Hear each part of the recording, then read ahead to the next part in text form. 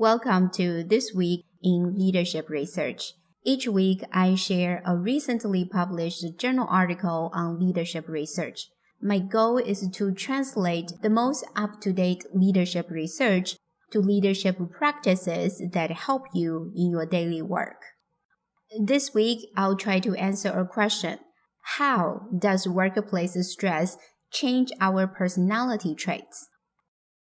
This is the question posed in an article titled An Explanation of Personality Change in Organizational Science, Personality as an Outcome of Workplace Stress.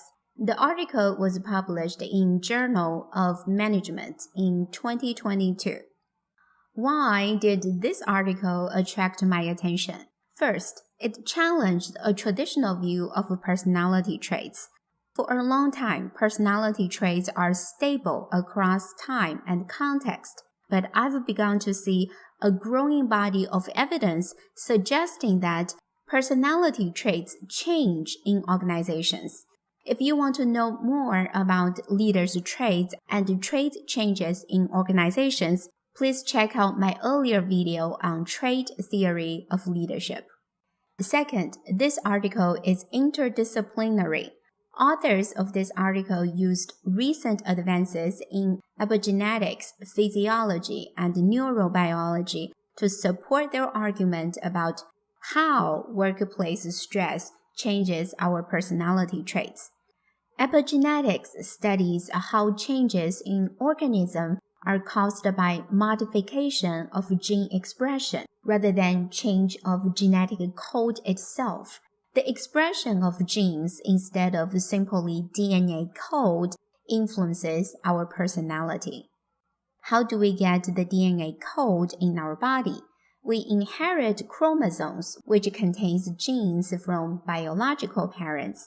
Chromosomes come in pairs, and humans have 46 chromosomes in 23 pairs. We randomly get one of each pair of chromosomes from our mother and one of each pair from our father. This is why we have a saying, the apple doesn't fall far from the tree. But the genes don't determine our behavior. They establish propensities, but those propensities are realized differently depending on environment, such as life experiences, parents, and friends. Why do some apples fall far from the tree?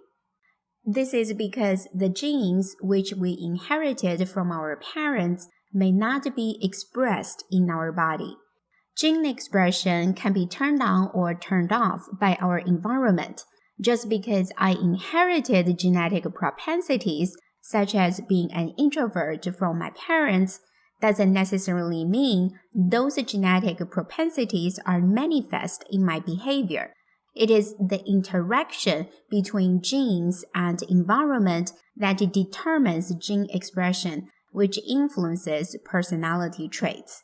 One frontier of research is to understand what environmental conditions turn on and turn off which genes. In organizational settings, how does workplace change the gene expression of DNA, which then change our personality traits? Researchers proposed 3 pathways. Before I introduce those pathways, let me first pose a question. What causes workplace stress? Put differently, what are workplace stressors? There are 3 types of workplace stressors. A stressor could be an individual. It could be your coworker or your supervisor or leader. Is it possible that you could be a stressor for your subordinates or your team members? Of course not. You may think you are the best leader in the world. It is always other people who are not good enough. Well, that's your perception. Your perception is real only to you. I'll leave it at that. In organizations, a stressor could also come from roles. For example, your role and job responsibilities don't fit your skill set and personality.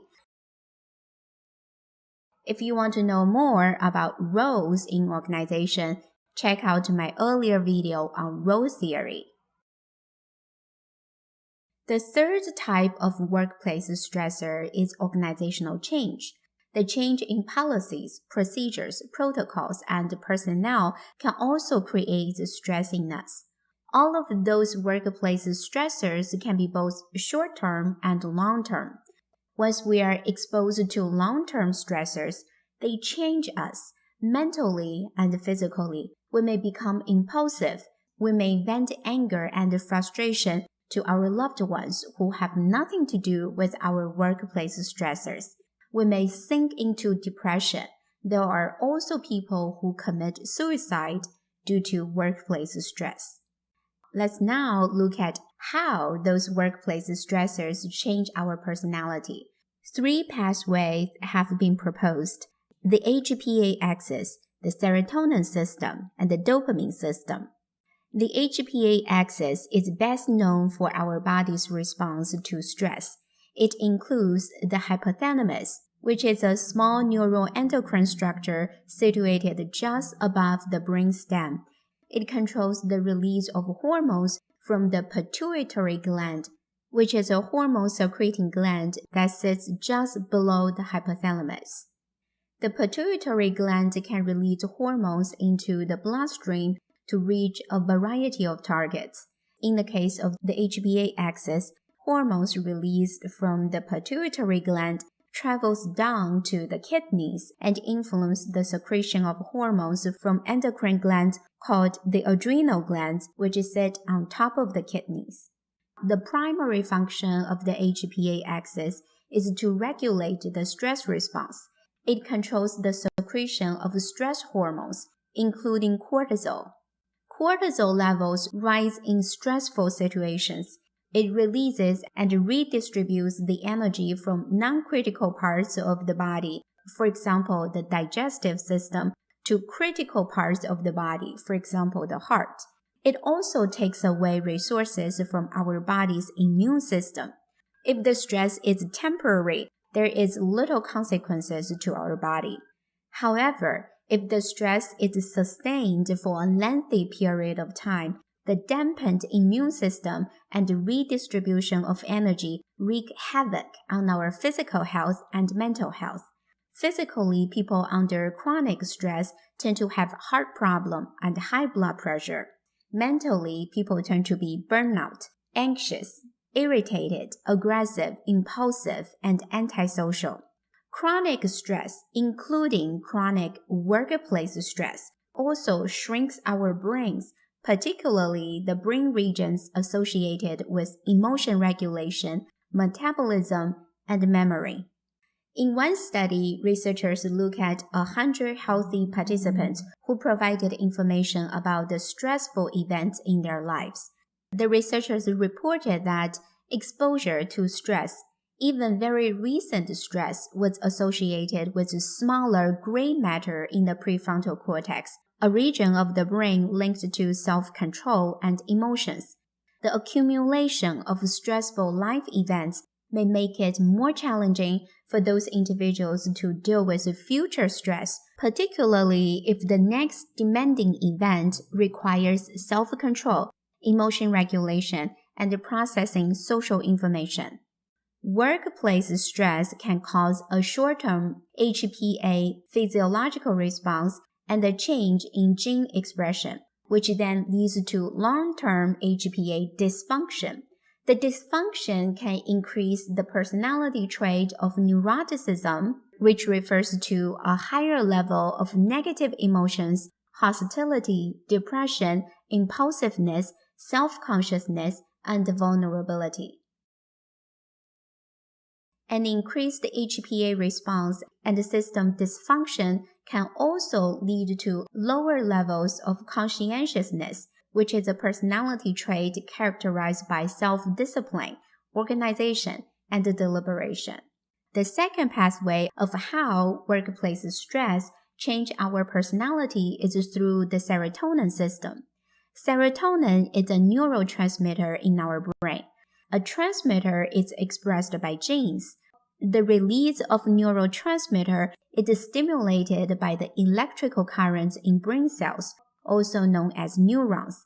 They are released from the end of one neuron's axon and then jump over the gap between the two neurons to dock into the receptors of the next neuron's dendrites, stimulate the chemical process in the dendrites, and send an electrical signal further to the cell body and potentially along the axon, and so on and so forth. Neurotransmitters are essential to how neurons communicate to one another.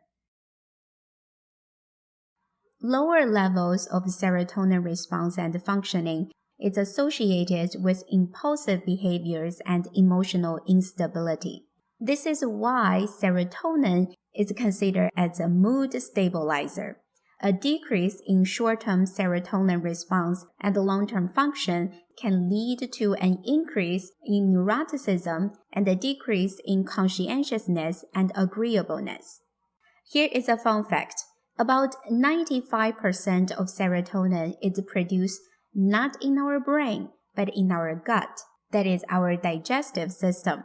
When people say, "My gut tells me," it is not a figure of speech. They might be speaking literally, considering how gut influences decision-making and behavior through neurotransmitters such as serotonin. The gut-brain interaction has been considered as the second brain. The third pathway of how workplace stress changes our personality is through the dopamine system. Dopamine is another neurotransmitter in our brain. Dopamine is associated with motivation and obtaining a leadership position. Experiencing power creates a surge of dopamine, which makes us feel gratified. This is why most of the people want to climb up the organizational hierarchy, but not climb down the hierarchy. We've also known that a dopamine receptor gene was associated with job satisfaction, mediated by job pay. Short-term workplace stress initially leads to elevated levels of released dopamine, and we feel motivated. But as the short-term stress becomes prolonged, the long-term stress reduces the release of dopamine and we lose motivation. Some of us may feel despair and sink into depression. Dopamine response influences at least 3 personality traits: extroversion, openness to experience, and conscientiousness. Extroversion is defined by outgoing and sociable traits such as warmth, assertiveness, activity, excitement seeking, and broad positive emotions tied to exploration. This trait has been described as a motivating behavior and action. The dopamine system could be a neurochemical foundation that encourages exploratory behavior directed toward reward or information. Openness to experience is characterized by imagination, curiosity, ideas, creativity, aesthetic appreciation, and understanding. The impact of dopamine on the drive to explore, gain new experiences, and acquire desired information is closely tied to openness to experience. The core of conscientiousness is achievement striving, which closely reflects the dopamine-related drive to achieve awards. All of those 3 systems are influenced by gene expression, and the changes in the 3 systems in turn influence gene expression, which in turn influences our personality traits. So workplace stress can function as a switch that turns on or turns off gene expression, which influence the functions of the 3 systems and our personality traits. The article provided much more detailed information about how the mechanism works. Feel free to give it a read. How do those leadership research findings guide our leadership practices at work? Is your organization using personality traits as part of leadership selection tool? If personality traits are malleable in organizational settings, then we may want to question how valid one-time personality test results are in the process of leadership selection. One study reported that the validity of personality test scores diminishes over time. Specifically, the predictive validities start to decline after 3 years. I'm not saying that we should stop paying attention to personality tests, but if we want to focus on long-term performance in organizations, we should use and interpret one-time personality tests with caution. Another implication for leadership practice is a focus on reducing workplace stress. We can hire the most conscientious, extroverted, open, and agreeable job candidates, but if they are exposed to workplace stressors such as abusive supervisor, team conflicts, mismatch of skills and job roles, and constant organizational change, the most conscientious, extroverted, open, and agreeable employees will change. Most new employees are motivated and have high hopes, but over time they lose motivation. Why? In the hiring, we tell job candidates that we want people who are open to new experience and innovative. After we hire them, we punish them for failure of new ideas. If you were that employee, how long can you stay open to new experiences? Stressful experience in the workplace can have enduring effects on employees' personalities and aggregated effects on teams and organizations over time. If you are a researcher, I hope the article I introduced today can offer some inspirations for your research. If you are a leader or aspire to be a leader, I hope this article can guide you in your leadership practices. I'll see you next time in This Week in Leadership Research.